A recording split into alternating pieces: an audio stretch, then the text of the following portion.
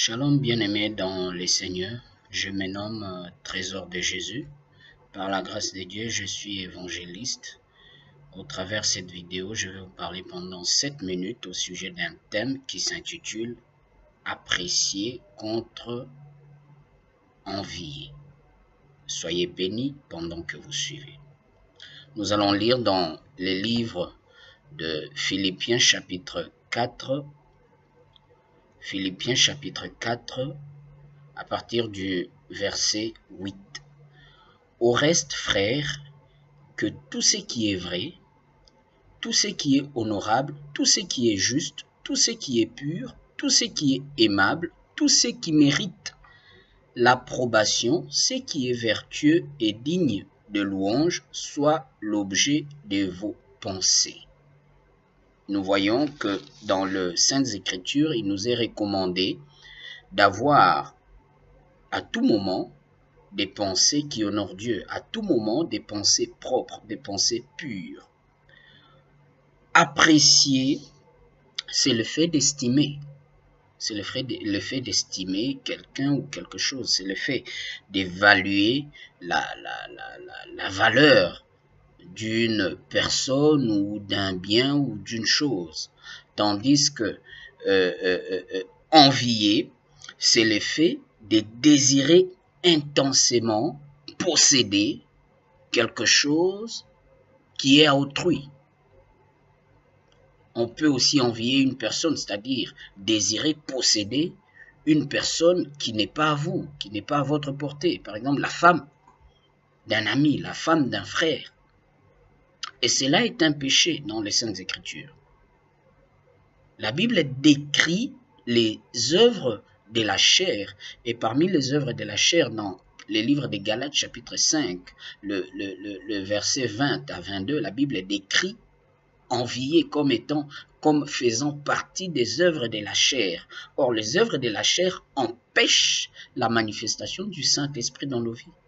Aujourd'hui, beaucoup de chrétiens, nous disons que nous voulons vivre une chrétienté réelle, une chrétienté pratique, vivre la puissance de Dieu comme l'expérimentaient les chrétiens du Nouveau Testament, de l'Église primitive. Mais nous n'arrivons pas à vivre cela à cause des choses que nous considérons comme étant petites, mais qui sont importantes, telles que l'envie.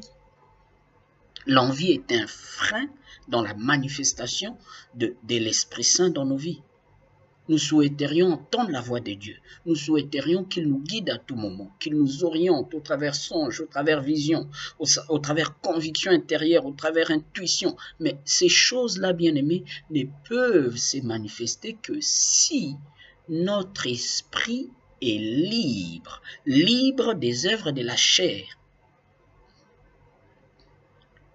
Nos pensées doivent être libres, libres des attitudes mentales négatives, telles que l'envie.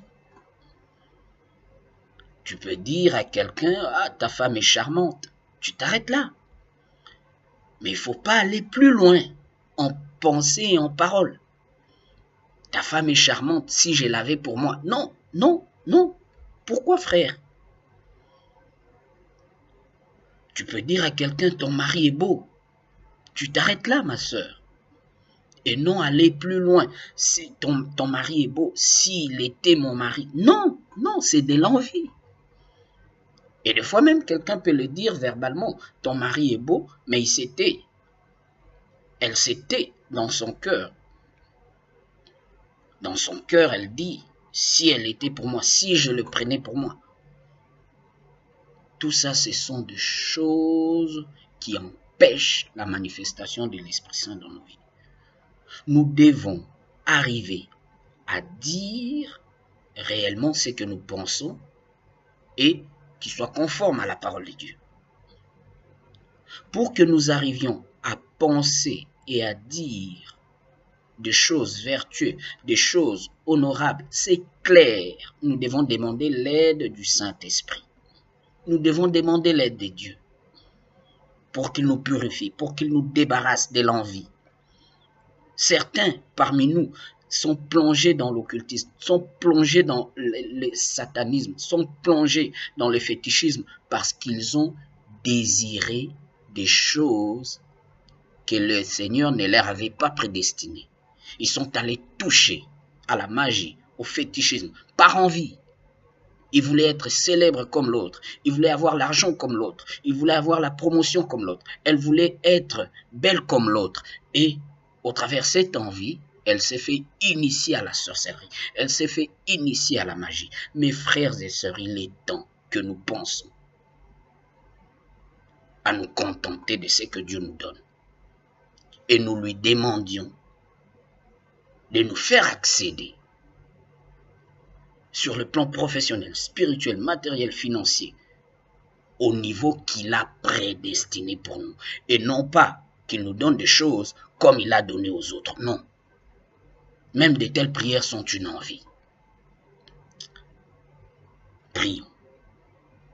Fais cette prière avec moi et débarrasse-toi de cet esprit d'envie. Père éternel, je viens à toi, au nom puissant de Jésus-Christ. Je viens renoncer à l'esprit d'envie. Dans le nom de Jésus, Seigneur, je te demande de me remplir de ton amour, de l'amour du prochain et du contentement. Fais-moi grâce, emmène-moi là où tu as préparé pour moi. Seigneur, prends-moi là où je suis et emmène-moi là où tu as préparé pour moi. Spirituellement, matériellement, financièrement, professionnellement, familialement et même physiquement, dans le nom puissant de Jésus-Christ. Merci Père. Amen. Que Dieu vous bénisse. J'attends vos témoignages. Merci.